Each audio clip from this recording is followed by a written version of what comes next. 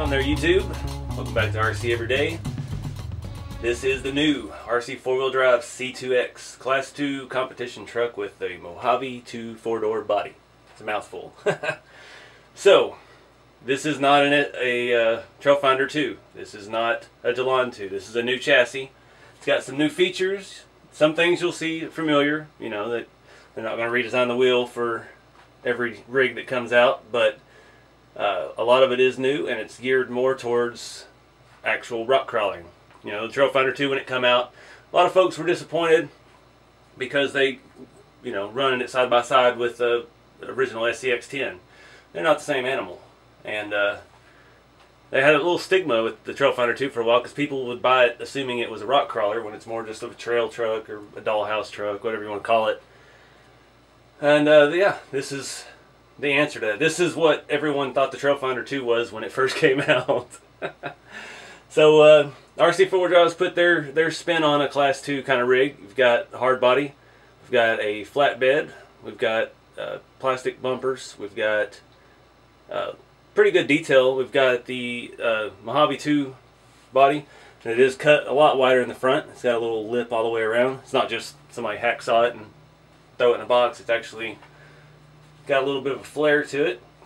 It's got painted window trims, which is a really nice touch. All the way around all the windows. Nice little black edge. Gives it a little bit of depth. I like to do that on all my hard bodies when I paint them. It's got some big tires. But I don't know. So let's take a look at what all this comes with first. I figured I'd just skip the talking about what's on the box because, you know, it is what it is. That stuff will be there forever. But we'll actually go over the information and look at the components on the truck. So let's get started with what all it comes with. So this is a ready-to-run truck. Comes right out of the box. RC4wd gives you a 3,000 milliamp nickel metal battery. We've got our battery straps. We've got 4 AA's for the standard RTR 3-channel radio. Same thing they've had forever. But it does have a proportional forward reverse type 3rd channel, which is great for winches. We've got a universal little wall charger here with a Tamiya connector. And it did come with a ton of adapters for all other countries' plugs. We've got one little baggie here. It's got mirror chromes, which they gave you some extra, which is awesome because they like to fall off on the trail. Looks like a ESC plug. Excuse me.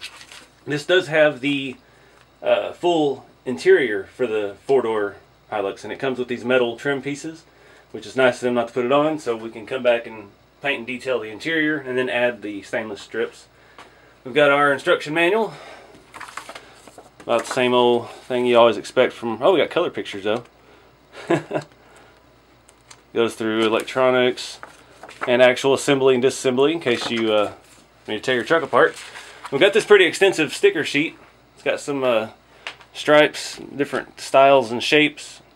Lots of little... We've got some license plate stickers, which is cool. And yeah, a bunch of little cool window stickers. What does that one say? Do not follow this vehicle, you won't make it. Reagan Bush 84. Bigfoot saw me. So that's pretty cool. Zombie hunting permit. That's neat. They got some nicer looking stickers. And yeah, that's it for all the peripherals. Let's move on to the truck. Alright, starting with the back end. I think this bumper is metal. I can't tell because it feels cold. Sounds different. The bed is all Delrin. It's machine Delrin. It's actually kind of cool. It's got full ribs inside like a normal truck bed. It's got lots of cool intricate cuts. These shock mounts are adjustable and inside of it as well, which is kind of cool. Ooh, okay. We'll cover that here in a minute. But yeah, nice little piece. I think it could use a roll bar or something, which I'm sure they'll have out before long, but let's take a look at this body. Alright, so it's not just a standard Mojave 2 4-door. It's actually got the fenders cropped a little bit, or a lot actually. It's cut out to clear these big tires. It's got a nice little lip around it. And the body is finished. It's nice and glossy. It's got, like I said, it's got the painted details around the windows. It does come with the rubber mirrors, which is a nice touch because those things like to fall off. And all the painted trims, little detail pieces from the factory. It does have the front side marker lights, and does have the full interior, and it is a left-hand drive too, or right-hand drive, or however you say it. and it's got all the oh wow, it's got all kinds of detail on the dash and dual shifters and bench seats. We'll try to take a better look at that here in a little bit. Up front, we've got the newer iteration of the Mojave grille. It's got the round headlights with the chrome pieces inside. I like the details on this. That looks real nice. Looks a little bit different than the other ones. Yeah, it's a lot different. We've got the standard plastic winch bumper up front. I think it sets a little high, but it's got the same spacing. I'm sure any of Trailfinder 2 and mounts and stuff like that are all interchangeable with it. Yeah. Pretty basic on it. I mean, it's more serious rock crawler, so you don't need a whole lot of frills, but it's nice to still have a hard body. So, yeah, let's take the body off now and look at this chassis, because that's where all the real changes are. Alright guys, so on the chassis, you'll see some familiar stuff. We've got the same 35 turn can motor that a lot of the RC4 drive rigs have. I like that. It's a good mid-range. You get a good top-end speed and still have a lot of torque down low. We've got a new iteration of their Twister high torque servo, and it does look a little bit more like a normal servo. The new Outcry 3 ESC, which looks an awful lot like a certain Hobby Wing quick run that I like a whole lot. It is LiPo capable, and it's set on stick pack. It came with the other pin to put in there. We've got a 4-channel receiver. All the wiring stuff's tied up nuts. We've got the regular R3 single speed. We have a new, more solid, it looks like a machined billet shaft going from the transmission to the transfer case. Typically they're larger diameter and more of a chrome look. And this actually looks like a more serious piece. Excuse me, losing my voice. We've got the same RC4 drive transfer case.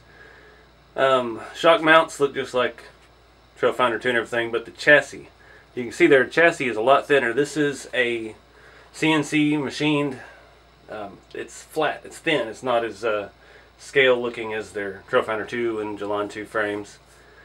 But I think that's about it for up here. We'll go ahead and flip it over.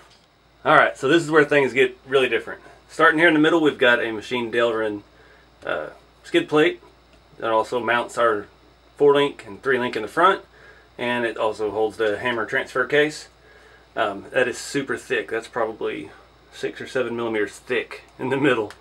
Very solid. Now we've got some adjustability in this. It looks like the whole transfer case can be bolted up or down, in this case, into one position higher. There's some different spots where you can mount the upper links. The rear upper shock mounts are adjustable. Right now it looks like they are furthermost setting back. We can move them forward a couple of different degrees. The front ones are not adjustable, only the rears. Now these links are a little bit larger diameter than some of the stuff. Also, the shocks do not come with oil. That's why this thing's just sitting here bouncing all over the place, because there is no fluid in them. So we'll have to take them apart and fill them up. And where was that? We've got a newer, even heavier plastic drive shaft. It's the same style knuckle, metal, but it's got even more spline and a larger diameter in the center. The last ones they updated, I think they had a 6 or 7 spline in them. They've been working great. I haven't had any issues with that. I mean, this being a more comp-oriented truck, I don't know if that'll be an issue or something later, but they feel pretty solid. Like I said, the links, they look like they're a larger diameter. I have some regular RC4 drive. Yeah, these might be, yeah, they are larger. These are maybe M4 or M5 fat ends and everything on them, so a little bit beefier suspension. Now this is the really cool part. These are the narrow D44 axles in plastic.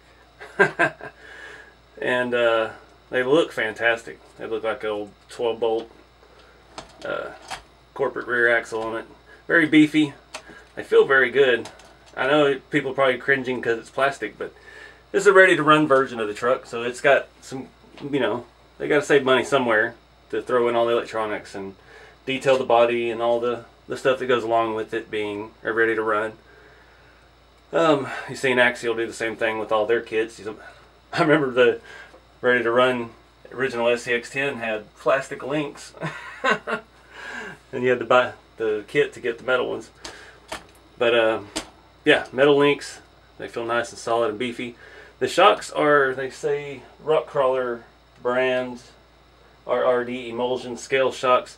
They look similar like they're King style shocks. You know, it's kind of a generic part. They just different colors, different branding, and they feel pretty good. They've got a threaded body, so we can adjust them up and down pretty far. Right now they're cranked down about 1/2 inch, all four corners. Let's move around the front and look at our steering. So let me zoom you in a little bit. Up front we do have an aluminum servo horn, which is nice. This is a 3-link with a panhard, so we do have that instead of having just a traditional 4-link like a lot of SCX10s and stuff have. Our front bumper mount is very similar to Trailfinder 2, so those bumpers should be interchangeable. Aluminum steering link, bent aluminum bar here is pretty nice. Same larger diameter as everything else. We've got universal joints like CV shafts here on the axle. Tires and wheels on it are 1/9 black wagon wheels. The tires are Mickey Thompson Baja MTZs, and they actually feel pretty dang good. I don't know what kind of foams they come with, but it doesn't feel like your standard single stage foam. It may actually be a dual stage foam. I don't know. I'm not going to take it apart and find out. But it feels very, very good. The tire feels soft. It's a nice compound, but it's not too soft like some of the Mickey Thompsons on my 4Runner. So we'll have to see how they actually perform out on the rocks. Oh, sir, I'm forgetting something. These shocks actually look really nice. They look kind of similar to the Proline ones I put on my other one recently. Our battery looks like it actually mounts on this side. I guess it'll go here. I guess it can really go anywhere. Just have to see where the straps. It's got a little cutout here for a strap. So I'm getting ready to fill up the shocks with oil.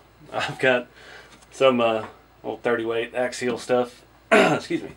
They leave it empty because you can, you know, your competition, you got your own weights. You might want to run it different in the back than you do in the front. You've got your own mix of fluid that you like, that you use. One other customizable feature. Pulled the tire off here, you can see the hub. Alright guys, I got oil in the front shocks. I'm working my way to the back here. I want to give you a better look at how the rear shock mounts adjust. The whole mount moves back and forth. It's got 3 different sets of mounting position, and the upper mounting point does go through the bed as well, and it has those holes on the inside of the bed. It's kind of cool. I cranked the front shocks down. This is how they all 4 came, set up like this. I cranked the front ones down about 1/4 inch left of space at the top. I'm going to go ahead and put the rear ones all the way down, because it did seem like it set up a little high. But you can see how this is without oil. It's super springy. Now it's got oil. Much, much better. That's just 30 weight axial old shock oil. That came with my very first SCX10 Dingo kit. I still had plenty of it. I didn't know that came with a lifetime supply of shock oil, but it did. So anyway, I'm going to get back to filling these things up here. But I'm going to crank those all the way down. Try to get the ride height down a little bit in the back.